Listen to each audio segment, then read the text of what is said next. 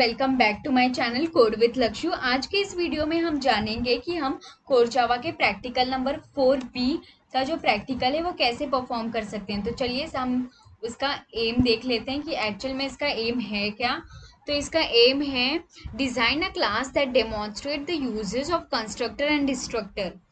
हमारे प्रोग्राम्स के थ्रू जाने से पहले सबसे पहले हम समझ लेते हैं कि कंस्ट्रक्टर एंड डिस्ट्रक्टर होता क्या है इन शॉर्ट थ्योरी में। तो यहाँ पर देखिए मैंने एक छोटा सा नोट्स बनाया है। अगर आपको ये नोट्स चाहिए होगा तो मैं अपने डिस्क्रिप्शन में डाल दूंगी, आप वहां से इसे ले सकते हो। देखते हैं कि कंस्ट्रक्टर होता क्या है। तो यहाँ पर देखिए जो फर्स्ट पॉइंट है, यहाँ पे कहा गया है कि a constructor is just a method in Java which has the same name as the class name. The constructor method does not have any return type to it. इसका मतलब कंस्ट्रक्टर मतलब एक मेथड ही होता है और इसका जो क्लास नेम और जो मेथड नेम होता है वो सेम होता है और इसके कोई भी रिटर्न टाइप नहीं होते हैं। फॉर एग्जाम्पल आप यहाँ पर देखिए, मैंने यहाँ पे एग्जाम्पल के थ्रू इसे अच्छे से एक्सप्लेन किया है। यहाँ पर मैंने क्या किया है, एक लेजी नाम का एक क्लास बनाया है और यहाँ पे सेम नेम का एक मेथड भी बना दिया है और यहाँ पे सिंपली एक स्टेटमेंट प्रिंट करा दी हूँ जिसमें लिखा गया है कंस्ट्रक्टर इज कॉल्ड।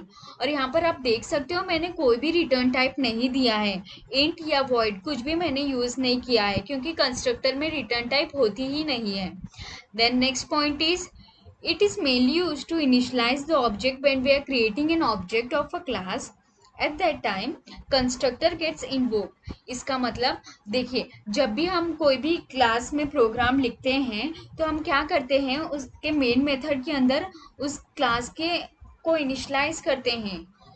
तो जब भी हम किसी क्लास को इनिशियलाइज करते हैं तो उसका ऑब्जेक्ट क्रिएट होता है और ऑब्जेक्ट क्रिएट होता है तो वो कंस्ट्रक्टर को इन्वोक करता है। यहाँ पर देखिए जैसे कि मैंने यहाँ पे क्या किया, हमारा क्लास का नेम क्या है, लेजी। तो मैंने लेजी करके क्लास नेम दे दिया, उसका एक वेरिएबल नेम दिया है OBJ is equal to new lazy. यहाँ से लेजी देखिए ये डायरेक्ट हमारे कंस्ट्रक्टर को कॉल कर रहा है। तो ये लाइन का अर्थ यही होता है कि हम कंस्ट्रक्टर कब इन्वोक करता है, when we are creating an object of a class, तभी हमारा कंस्ट्रक्टर इन्वोक होता है। अभी डिस्ट्रक्टर क्या होता है वो मैं समझाती हूँ आपको। अगर हम बात करें डिस्ट्रक्टर की तो हमारे जावा में डिस्ट्रक्टर जैसा कुछ नहीं होता है, वो अलग प्रोग्रामिंग लैंग्वेज जैसे कि C++ में यूज होता है। तो यहाँ पे वही लिखा गया है, if we are talking about Java then Java has a feature called automatic garbage collector. यहाँ डिस्ट्रक्टर के जगह ऑटोमेटिक गार्बेज कलेक्टर का यूज किया जाता है। उसका काम क्या होता है, which free the dynamically allocated memory when there is no use. मतलब गार्बेज कलेक्टर का काम क्या होता है, अगर आपके प्रोग्राम में कोई भी मेथड का यूज नहीं हो रहा है फिर भी वो मेमोरी को अलोकेट करके रखता है, जिससे हमारा जो रन टाइम होता है वो थोड़ा ज़्यादा बढ़ जाता है या फिर थोड़ा टाइम डिले हो जाती है। तो गार्बेज कलेक्टर का काम क्या होता है, जब भी हम गार्बेज कलेक्टर यूज करते हैं तो मेथड यूज नहीं हो रहा है उसे वो मेमोरी अलोकेट नहीं करता है, वो डायरेक्ट उसे रिलीज कर देता है। ओके, ये हमारा डिस्ट्रक्टर मतलब गार्बेज कलेक्टर का काम होता है। Then the next point is, अगर हमें डिस्ट्रक्टर यूज करना है तो उसके लिए एक फाइनलाइज करके मेथड होता है। फाइनलाइज मेथड का काम क्या होता है, ये ऑब्जेक्ट को रिमूव कर देता है। Finalize method is used to remove the object. And the third point is, for using this method we have to define this method in Java explicitly. तो यहाँ पर कहा क्या गया है कि अगर हमें फाइनलाइज मेथड यूज करना है तो हमें उसे एक्सप्लिसिटली हमारे जावा प्रोग्राम में एक बार तो डिफाइन करना ही पड़ेगा। फोर्थ पॉइंट देखिए, the finalize method start working after garbage collection done with its work. ये लास्ट वाला लाइन हम जब प्रोग्राम करेंगे कोड में तभी आपको अच्छे से समझ में आएगा। तो आई होप ये छोटा सा मेरा थ्योरी का एक्सप्लेनेशन आपको समझ आया होगा। अगर नहीं समझ आया होगा तो फिर भी आप मुझे कमेंट सेक्शन में पूछ सकते हो, I will guide you in a perfect manner. Okay, तो चलिए हम अपना कोड करना स्टार्ट करते हैं। तो सबसे पहले हम अपना नेटबीन्स एप्लीकेशन को ओपन कर लेते हैं। तो यहाँ पर हमारा नेटबीन्स एप्लीकेशन ओपन हो रहा है, हम कुछ सेकंड वेट कर लेते हैं। तो यहाँ पर देखिए हमारा जो नेटबीन्स एप्लीकेशन है वो सक्सेसफुली ओपन हो चुका है। अभी हमें सिंपली करना क्या होगा, फाइल पर क्लिक करना है, देन न्यू प्रोजेक्ट सिलेक्ट करना है और यहाँ से जावा एप्लीकेशन को सिलेक्ट करना है, देन नेक्स्ट करना है और यहाँ से प्रोजेक्ट नेम देना है। तो ये प्रैक्टिकल 4th का बी वाला है, तो हम इसे प्रैक्ट 4B नाम दे देंगे और यहाँ से फिनिश कर देंगे। तो यहाँ पर देखिए जो हमारा एक्टिविटी था वो सक्सेसफुली क्रिएट हो चुका है। तो सबसे पहले हमें कंस्ट्रक्टर बनाना होगा।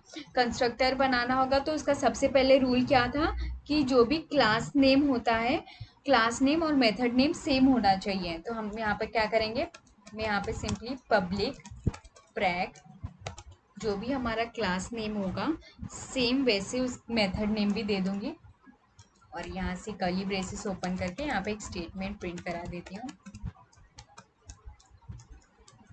और यहाँ से लिखूंगी, यहाँ पे लिखूंगी कंस्ट्रक्टर इज कॉल्ड।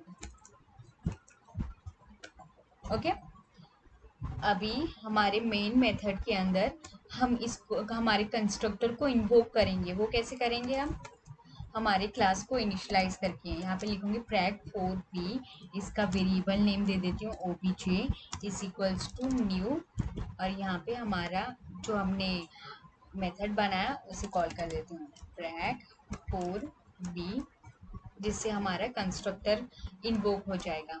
ओके, और यहाँ से अभी हमें एक और चीज़ ध्यान में रखना है। देखिए इतना तो हमने कंस्ट्रक्टर का काम कर लिया। ओके, यहाँ से हमारा कंस्ट्रक्टर इन्वोक भी हो जाएगा जिससे कि ये स्टेटमेंट प्रिंट हो जाएगी। अभी हमें डिस्ट्रक्टर को कॉल करने के लिए क्या करना होगा, हमें सबसे पहले तो फाइनलाइज मेथड को कॉल करना होगा। तो उसके लिए हमें यहाँ पे लिखना होगा पब्लिक वॉइड फाइनलाइज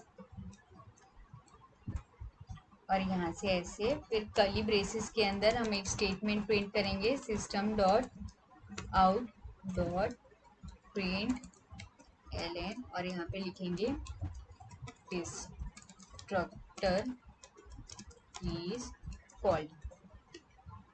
ओके, और यहाँ पर सॉरी स्पेलिंग मिस्टेक हो गया।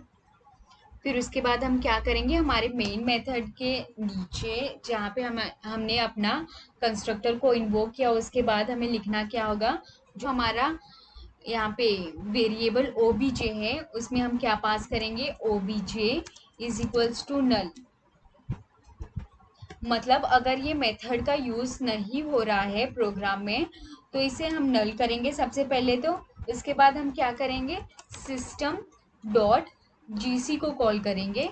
इससे हमारा जो गार्बेज कलेक्टर का जो फंक्शन है उसे कॉल कर रहे हैं। उससे क्या होगा कि हमारा अगर जो भी मेथड यूज में नहीं हो रहा है उससे मेमोरी अलोकेट होगी नहीं, वो फ्री हो जाएगी, रिलीज हो जाएगी। तो ये होने के ये डॉट जीसी फंक्शन क्या करता है, ये हमारे फाइनलाइज मेथड को कॉल करता है। तो चलिए हम एक बार अपना प्रोग्राम रन करके देखते हैं कि हमारा आउटपुट कैसे आ रहा है। हमारा आउटपुट कुछ इस प्रकार आना चाहिए। सबसे पहले तो कंस्ट्रक्टर कॉल होना चाहिए क्योंकि हमने ये वाला लाइन लिखा है। तो यहाँ पर देखिए ये लाइन लिखते ही हमारा सबसे पहले जो हमारा कंस्ट्रक्टर इन्वोक होगा तो सबसे पहले ये वाली लाइन आएगी। उसके बाद हमने क्या किया है, इसका जो वेरिएबल था उसको हमने नल कर दिया है। नल करने के बाद अगर मतलब वो मेथड या फिर ऑब्जेक्ट यूज में नहीं हो रही है तो उसे हम गार्बेज कलेक्टर के थ्रू क्लीन कर रहे हैं। तो इसके लिए सिस्टम डॉट जीसी लिखा है। System dot GC finalize method को कॉल करता है। ओके, तो चलिए हम अपने प्रोग्राम को रन करके देखते हैं। रन करने के लिए रन के बटन पर क्लिक करना है, देन रन प्रोजेक्ट के ऑप्शन पर। तो यहाँ पर देखिए हमारा प्रोग्राम जो है सक्सेसफुली बिल्ड हो चुका है और यहाँ पर हमारा एक्सपेक्टेड आउटपुट आ चुका है। सबसे पहले कंस्ट्रक्टर इज कॉल्ड का आया and then next one is destructor is called का लाइन आ गया। तो अगर आपको इस वीडियो के रिलेटेड कोई भी डाउट या इश्यू होगी तो feel free to comment me in the comment section. Thank you for watching this video.